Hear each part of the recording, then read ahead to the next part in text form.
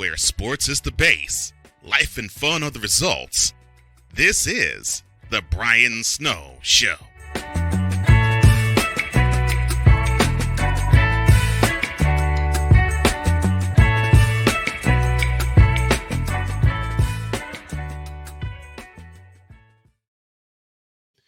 It is indeed the Brian Snow Show, and I want to welcome y'all to it, and thank you for tuning in. This is a special interview for me because a lot of questions that I had before I met my beloved Jody, I thought I'd never get answered. And there was just so many things that were going through my mind at the time. I had been married once, and it didn't work out. The appreciation was taken out of the relationship, and therefore I couldn't continue. Why does that happen to men? I'm going to get some answers. Please help me welcome Mr. Cass Morrow, and he joins me right now. How are you, my friend? Great to have you. Best day of my life, Brian. Thank you for asking. Same here, man, and salute to you for coming on to the show. I gotta start here. When men and women talk about marriage, it's very, very different. But there's one thing within a marriage that needs to happen on both sides. It's appreciation. And I can tell you from experience, once the appreciation is pulled, it'll make a man go dark really, really quick. It's a tailspin, Brian. It's a tailspin. You're out of control because you live in this fog because you feel like you're never good enough.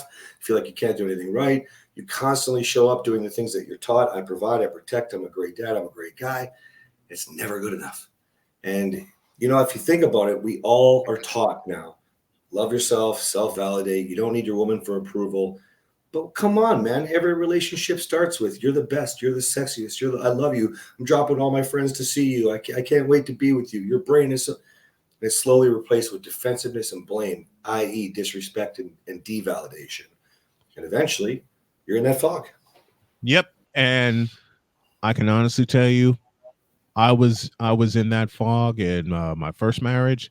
I tell the story all the time about my abusive relationship in 2015, which devolved quickly. Mm-hmm. It devolved very quickly.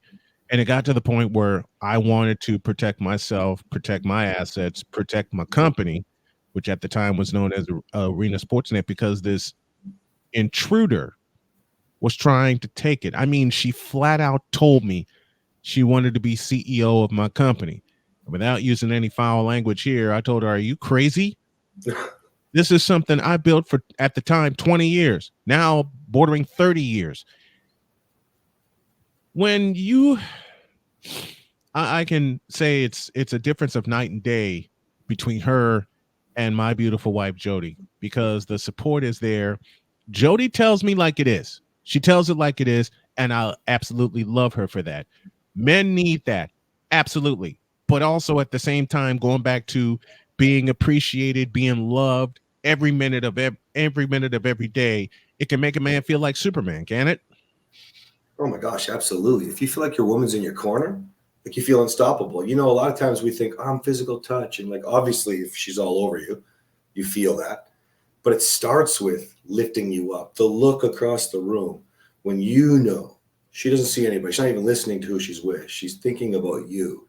And then the way she speaks about you, the way she speaks to you, man, you know she loves you. You can do anything on the freaking planet. Anything. You're unstoppable. Jody loves me so much that when we were told that the cancerous tumor I had in my body 2 years ago this month, as a matter of fact, that 2 years ago, the tumor was inoperable. We cried all the way from Durham, North Carolina back here. And then the next day, Jody woke up and looked at me and said, we're not going out like that. So she made some connections, and that's when I met my cancer doctor. And then he looked us dead in the eye and said, let me make a phone call to my mentor. And that is when I met my surgeon. And I looked him square in the eye and I said, can you get this? And he said, we'll get it for you. I looked at Jody and I started dancing in my seat. And all I had to see was that smile. When you look at your wife, Catherine, and you get that smile that just brightens your day and pushes you every day, man, any mountain in the way, you'll, let me borrow Jimi Hendrix, chop it down with the side of your hand. When you have that kind of emotion with you, mountains, what mountains? Well, and there's something special about what you're talking about too, because you're talking about mountains. We'll say cancer. This, by the way, it sounds like you're over it. That's awesome. And congratulations. For me, I was a very, very bad man. I didn't just get that smile from my wife. I ripped that smile from her and had to get it back. And so when you're talking about getting the appreciation and the love from your wife, yes, it helps you climb any obstacle, overcome any obstacle on the planet. But when you start overcoming those obstacles with her in your corner, that's why we, men like you and me, describe it as unstoppable, because people are used to just trying to force her into being the right partner. You're supposed to respect me and love me. Man, you start achieving because you start showing up. You were obviously showing up with Jody, where she was like, I am not losing you today, not in this lifetime or the next. And so she was there with you. For me, my journey was a little different. I had to overcome a lot of abuse, narcissism, and I was a very, very, very bad man. But when I got that smile back and when I started working with her, it's the same thing. And now nothing can stand in my way. We could lose our business like we did with COVID. 7-figure gym gone overnight, right? 7 figures 2 years later. Like, you just are unstoppable, What are automatic turnoffs, and why are society's solutions destroying marriage? I love this question. I am so passionate about this. So I firmly believe we're all just taught how to be men. We're expected to know, and we're expected to follow the role models, the examples that we've been shown in life.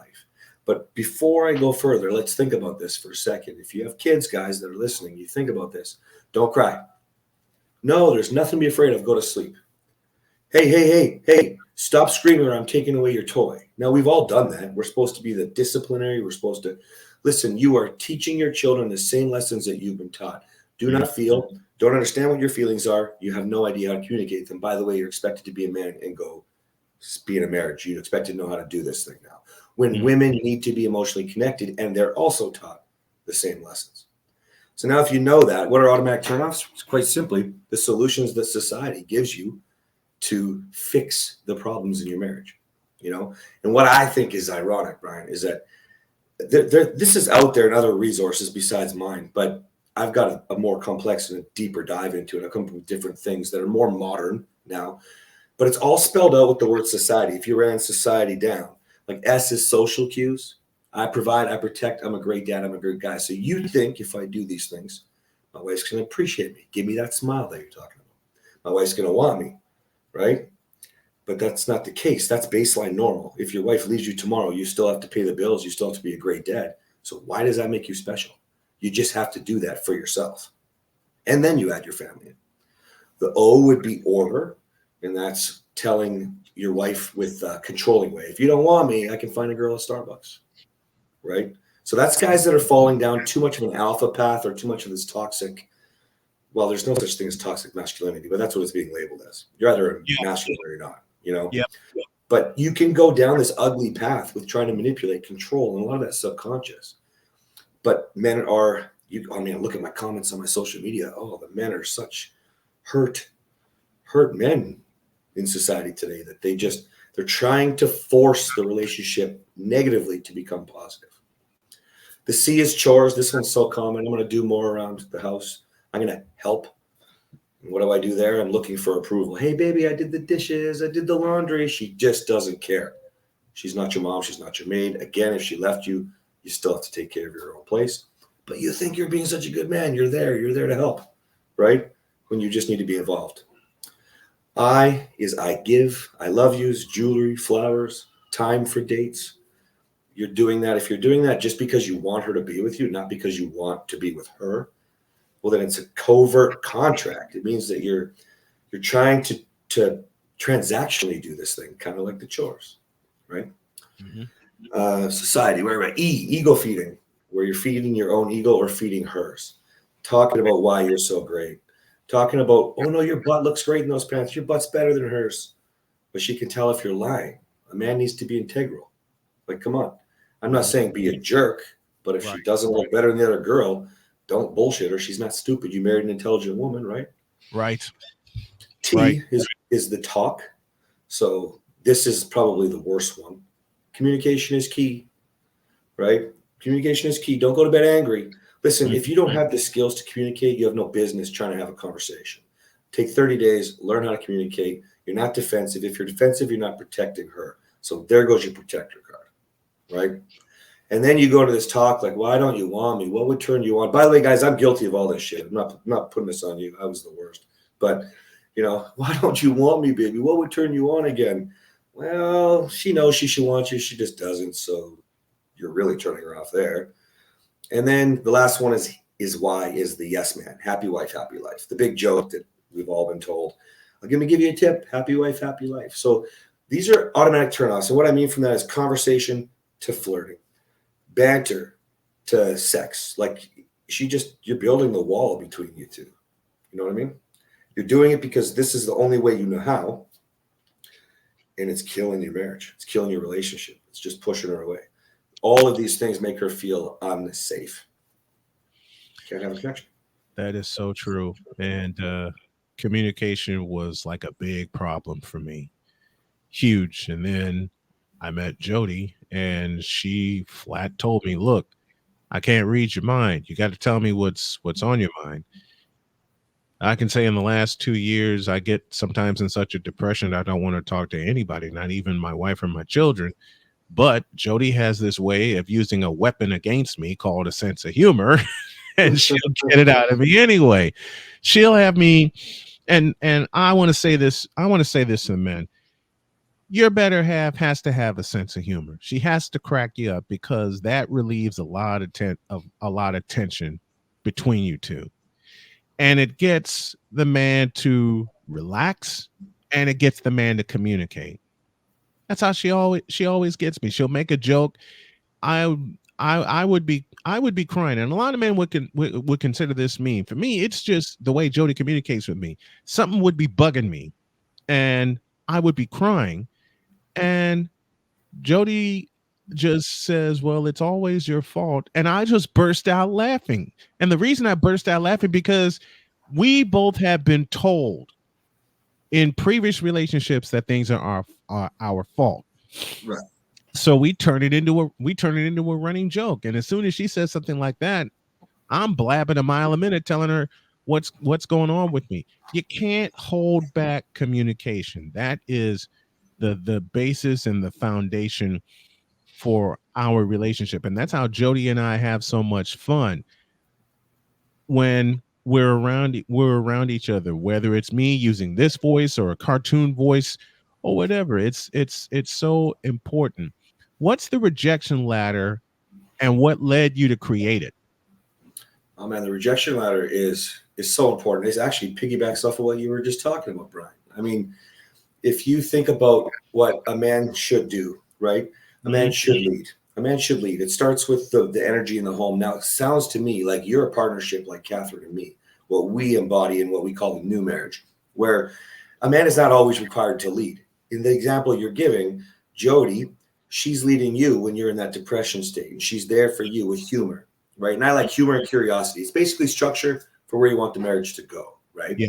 But if you think about it, as men, our job is to show up in a relationship masculine first, right? Feminine flows, feminine has emotion. So I'm not going to discredit men going through depression like you just mentioned, especially during some of these hard times when marriage is tough. But if you think about what you want, where you want to go, why would you let your wife lead you, right? So let's start at the top and work our way down, right? The rejection ladder, I created this because men, they couldn't wrap their head around in my trainings. They couldn't wrap their head around how much it hurts to be rejected Again, from conversations and all the way up to sex. Okay. But they couldn't wrap their head around how they could continue to show up. So I was like, well, it's a ladder. Literally. At the very top rung is sex. If your wife doesn't want to have sex with you, she's not interested. And I don't mean job sex. I am passionate about not having job sex or pity sex. I want my wife to want me. So I hope you listeners feel the same way. It's a much bigger difference than her submitting so you can get off today. Okay. Huge difference. So, huge difference. So when you can get past that, we can work our way down the ladder. So she's not interested in sex. Okay, no problem. What is the cuddling like? The passing in the hall, touching, the basically the physical flirting, right? Are you dancing on the side of the road, or is she just blowing that off? Cool. Go lower on the ladder. Next rung down. What is it like if you're just flirting with sexual flirts? You know, basically the kind of things like when my wife is in the kitchen, she's bending over in the cupboard and her butt's in the air. I'm like, way at the back. And she shakes it back and forth. No rejection. But your wife's rejecting you, go lower. What's the flirting like if you're not sexual? If you're just trying to have banter, trying to just get along and kind of be cute or whatever, right? Funny, like your wife was doing with you, right? If that's not there, go lower. So what's the conversation like? Are we getting along? Are we able to go on dates? Is anything good there? Or is it just lower, which is what? Just baseline normal. Let's talk about the kids. That's not conversation. A lot of guys mess that up. They're like, I'm super good, super good. I'm like, you're a roommate or you're a business partner. You might not be enemies, but you are like, go lower. Okay, so if that's not there, what's like the how is your day, right? Are you excited to see each other? Or are you even just like afraid to go into the house? If that's not there, go lower. What are you going to do? How are you going to act if you know she's going to reject you all the way up this ladder? That's where men lead. So you show up. I call it the yes tone. You show up knowing she's not going to be cool, and you provide the humor, the structure for the curiosity, trying to get her to feel safe, trying to make all these things happen because it doesn't affect you, man. And I don't care if you turn to your kids and sing it like a Disney song with what's going on in your life. It's that easy. An accent. You made me think of accents when you talk about cartoon character, Brian. Like I use German accent all the time, or cowboy or something, man. You're going to get a laugh. You're going to move your way up this ladder, and you just do it. And then just make sure you keep every rung of the ladder in queue, on cue all the time. You can't just, all right, we had sex, and now we're just going to stay at the sex level. We got to warm our women up, you know? Yep. Jody has a natural Southern accent. I do not. I turn it on and off, but sometimes people catch me when I'm in the process of covering a long game and the twang would come out. When we moved to North Carolina, I kind of knew her twang would just pop all the way out, and I would just try my best not to laugh. But she'll just walk by, she'll say something that would just get me on the floor laughing. And she'll look at me sometimes, she goes, I'm really not that funny. And I look at her and go, are you kidding me? You are hilarious. Like one night, we're getting ready for bed, and this old public service announcement just popped in my head. And I just leaned over and whispered, it's 10:30. Do you know where your children are? Mm-hmm. Jody fell out laughing. And then her response came just as immediately when she said, well, I don't know, but my kids better be in bed.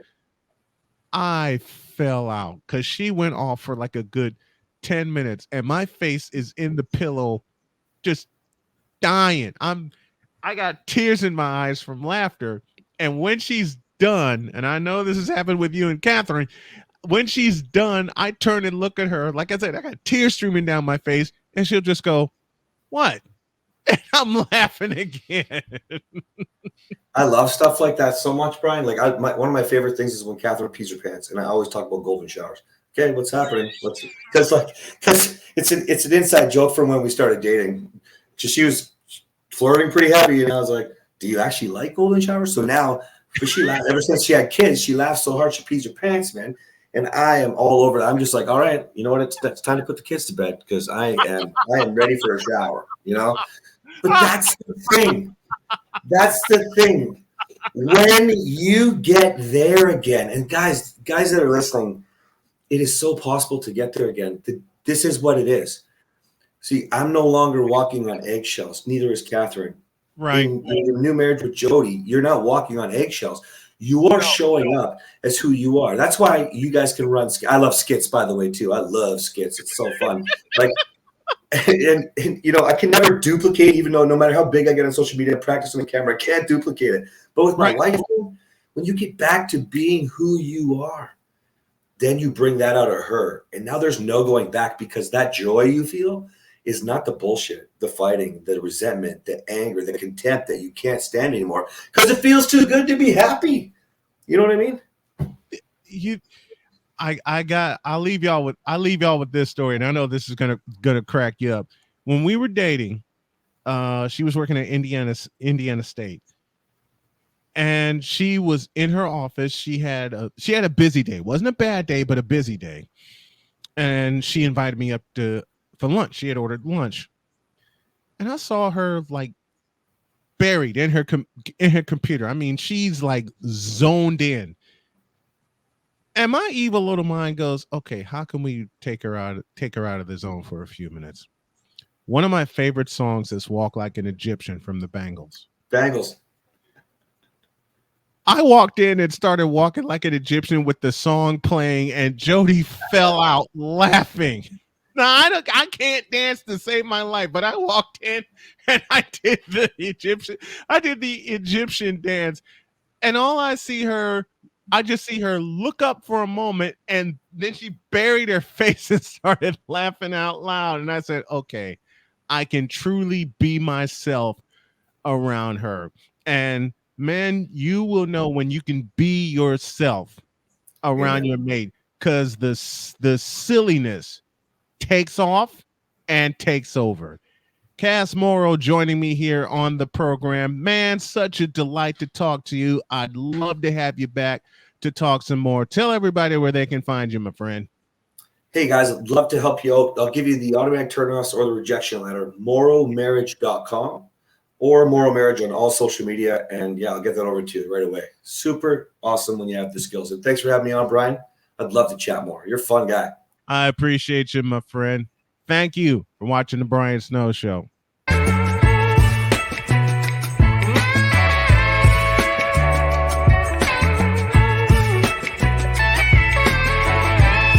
Thank you for tuning into The Brian Snow Show, where sports is the base, life and fun are the results.